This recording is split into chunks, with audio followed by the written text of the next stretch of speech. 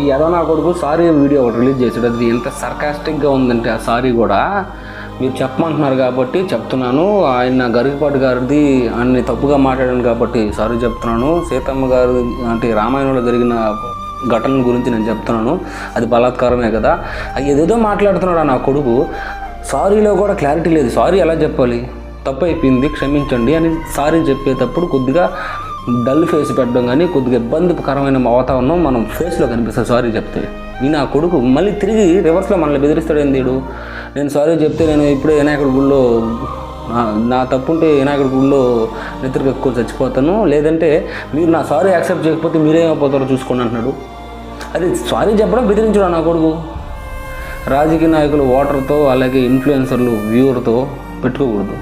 పెట్టుకుంటే ఏం జరుగుతుందో ఖచ్చితంగా మనం చూపించాలి. వీడు సారీ చెప్పాడని మనం ఖచ్చితంగా దీన్ని తీసుకోవాల్సిన అవసరం లేదు. అస్సలు ఇది ఒకటి అయిపోయింది.